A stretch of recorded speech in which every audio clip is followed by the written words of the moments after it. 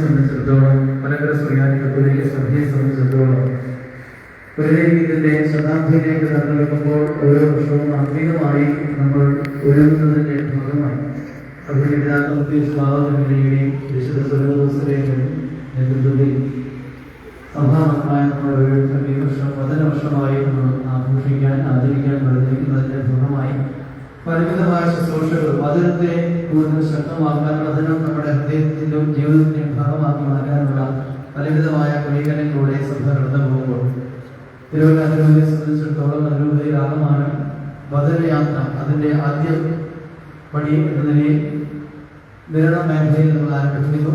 ഇന്ന് ഈ വചനയാത്രയ്ക്ക് നേതൃത്വം വഹിക്കുന്ന തിരുവല്ല അതിരൂപതയുടെ MC-യുടെ ആത്മീയ ഉപദേശമായി പ്രിയപ്പെട്ട അന്തയച്ചൻ, അതിരൂപതയുടെ MC പ്രസിഡന്റ് പ്രിയപ്പെട്ട ബിജു പാലത്തിൽ, മറ്റ് എക്സിക്യൂട്ടീവ് മെമ്പേഴ്സ് പ്രിയപ്പെട്ട എല്ലാവരെയും ഈ ഇടവക ദേവാലയത്തിലേക്ക് ഏറെ സ്നേഹത്തോടെ സ്വാഗതം ചെയ്യുന്നു.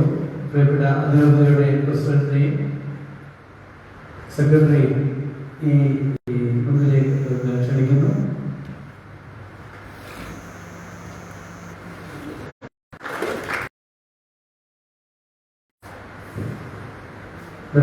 MC-യുടെ മേഖലാ പ്രസിഡന്റ് പ്രിയപ്പെട്ട സെക്രട്ടറിയുടെ സ്നേഹത്തോടെ ക്ഷണിക്കുന്നു.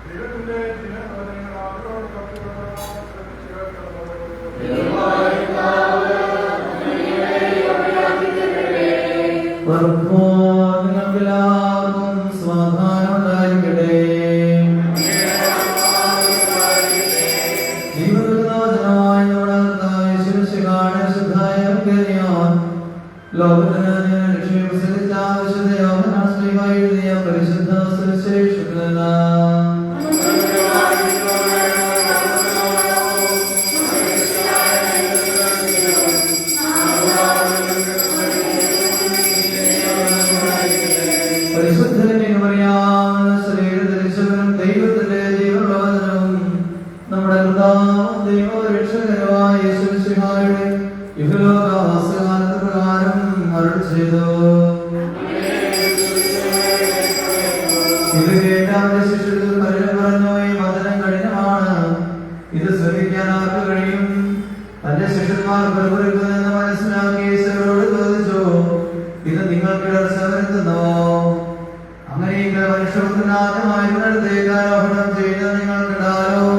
ആത്മാവാണ് ജീവൻ നൽകുന്ന, ശരീരം ഒന്നിനും ഉപകരിക്കുന്നില്ല. നിങ്ങളോട് ഞാൻ പറഞ്ഞ വാക്കുകൾ ആത്മാവും ജീവനുമാണ്. എന്നാൽ വിശ്വസിക്കാത്തവരായ നിങ്ങൾ ചിലരുണ്ട്. അവർ ആരെന്നും തന്നെ ഒറ്റപ്പെടുക്കാനിരിക്കുന്നവൻ ആരെന്നും ആദ്യം മുതലേ അവൻ അറിഞ്ഞിരുന്നു. അവൻ പറഞ്ഞു, ഇതുകൊണ്ടാണ് പിതാവെന്ന വരം ലഭിച്ചാലല്ലാതെ എന്റെ അടുക്കിലേക്ക് വരാൻ ആർക്കും സാധിക്കില്ല എന്ന് ഞാൻ നിങ്ങളോട് പറഞ്ഞത്. ഇതിനുശേഷം അവന്റെ ശിഷ്യന്മാരും വളരെ അവനെ വിട്ടുപോയി. അവർ പിന്നീട് ഒരിക്കലും അവന്റെ കൂടെ നടന്നില്ല. യേശു 12 പേരോടുമായി ചോദിച്ചു, നിങ്ങളും പോകാൻ ആഗ്രഹിക്കുന്നുവോ? ശിമോൻ പത്രോസ് മറുപടി പറഞ്ഞു, കർത്താവേ, ഞങ്ങൾ ആരുടെ അടുത്തേക്ക് പോകും? നിത്യജീവന്റെ വചനങ്ങൾ നിന്റെ പക്കലുണ്ട്. നീയാണ് ദൈവത്തിന്റെ പരിശുദ്ധനെന്ന് ഞങ്ങൾ വിശ്വസിക്കുകയും അറിയുകയും ചെയ്തിരിക്കുന്നു. യേശു അവരോട് പറഞ്ഞു, നിങ്ങൾ 12 പേരെ ഞാൻ തെരഞ്ഞെടുത്തില്ലേ? എന്നാൽ നിങ്ങൾ ഒരു പിശാചാണ്. ഇത് പറഞ്ഞത് ശിമോൻ സ്കറിയാത്തോയുടെ മകനായ യൂദാസിനെ കുറിച്ചാണ്. എന്നാൽ 12 പേരിൽ ഒരുവനായ അവനാണ് യേശു ഏറ്റുകൊടുക്കുവാനിരുന്നത്.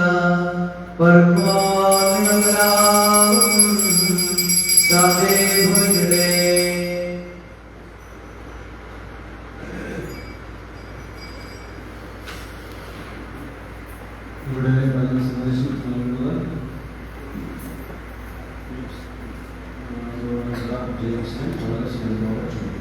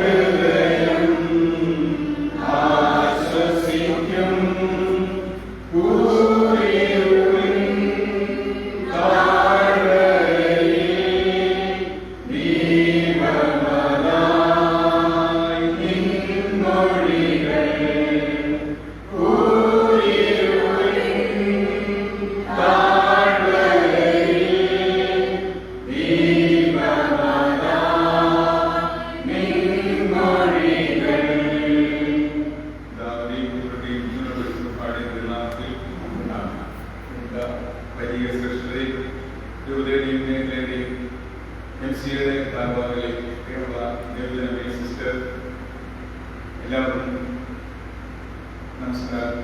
ദൈവത്തെ പങ്കുവയ്ക്കുക എന്നുള്ളതാണ് അഞ്ചുമിനിറ്റ് സമയമാണ് ഇവിടെ തന്നിരിക്കുന്നത്. ഇന്ന് 5 മിനിറ്റിൽ എന്ത് പറയണമെന്ന് ആലോചിക്കുമ്പോഴാണ് 3 വചനങ്ങളാണ് ഞാൻ ഇവിടെ പങ്കുവയ്ക്കാൻ ആഗ്രഹിക്കുന്നത്. ഒന്നാമത്തെ വചനം യോഹന്നാന്റെ സുവിശേഷം 3-ാം അധ്യായം 16-ാം വാക്യത്തിൽ ഇങ്ങനെ പറയുന്നു, എന്തെന്നാൽ അവനിൽ വിശ്വസിക്കുന്ന ഏവരും നശിച്ചു പോകാതെ നിത്യജീവൻ പ്രാപിക്കുന്നതിന് വേണ്ടി തന്റെ ഏകജാതി നൽകാൻ തക്കവണ്ണം ദൈവം ലോകത്തെ അത്രമാത്രം സ്നേഹിച്ചു.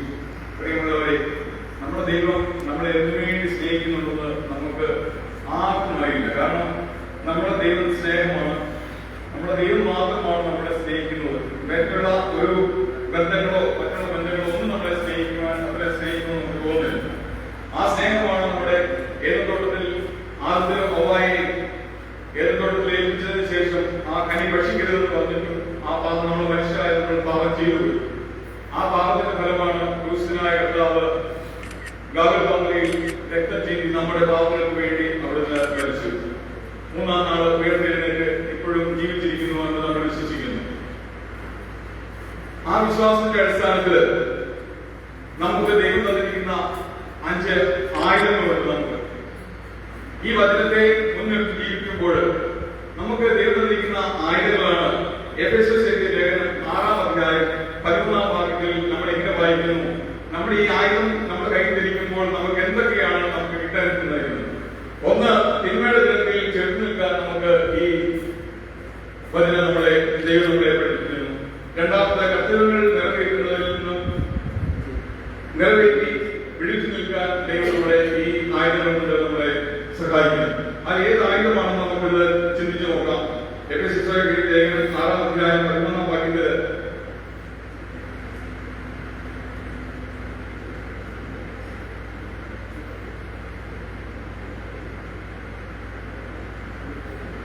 അതിനാൽ ദൈവത്തിന്റെ എല്ലാ ആയുധങ്ങളും ധരിക്കുകയും തിന്മയുടെ ദിനത്തിൽ ചെറുത്തു നിൽക്കാനും എല്ലാ കർത്തവ്യങ്ങളും നിറവേറ്റിക്കൊണ്ട് പിടിച്ചു നിൽക്കാനും അങ്ങനെ നിങ്ങൾക്ക് സാധിക്കും. അതിനാൽ സത്യം കൊണ്ട് അരനോക്കി നീതിയുടെ കവചം ധരിച്ച് നിങ്ങൾ ഉറച്ചു നിൽക്കുകയും സമാധാനത്തിന്റെ സുവിശേഷത്തിനുള്ള ഒരുക്കമാകുന്ന പാദരക്ഷകൾ ധരിക്കുകയും സർവോപരി ദുഷ്ടനെ ജ്വലിപ്പിക്കുന്ന കൂർപ്പുകളെ കൊടുക്കുന്ന നിങ്ങളെ ശക്തരാക്കുന്ന വിശ്വാസത്തിന്റെ പരിചയം എടുക്കുകയും രക്ഷയുടെ പടത്തൊപ്പി അണിയുകയും ദൈവകരമാകുന്ന ആത്മാവിന്റെ വാൾ എടുക്കുകയും ചെയ്യുകയും. അപ്പോൾ നമുക്ക് ദൈവം തന്നിരിക്കുന്ന ഇത്രയും ആയുധങ്ങളാണ്. ഏതൊക്കെയാണ് ആയുധങ്ങൾ എന്ന് വചനത്തിൽ നമ്മളോട് സംസാരിക്കുന്നു. ഒന്ന്, സത്യം, നീതി, സമാധാനം, വിശ്വാസം, രക്ഷ, വാൾ. വാൾ എന്ന് പറഞ്ഞാൽ നമ്മുടെ ദൈവവചനമാകുന്ന ബൈബിൾ. ആ വചനത്തെ മുൻനിർത്തിക്കൊണ്ട് നമ്മൾ വചനത്തെ മുന്നിൽ പിടിച്ചു നിർത്തുവാൻ നമ്മളെ സഹായിക്കുകയും ചെയ്യുന്നുണ്ട്. ഈ കർത്താവിരിക്കുന്ന ഈ ആയുധം ഉപയോഗിച്ചുകൊണ്ട് നമ്മൾ ദൈവത്തിലേക്ക് തിരിയുകയാണെങ്കിൽ നമുക്ക് ദൈവം തരുന്ന ഒട്ടനവധി കാര്യങ്ങൾ നമുക്ക് ദൈവം ചെയ്തു തരുന്നു. എന്താണ് ആ കാര്യം? ആ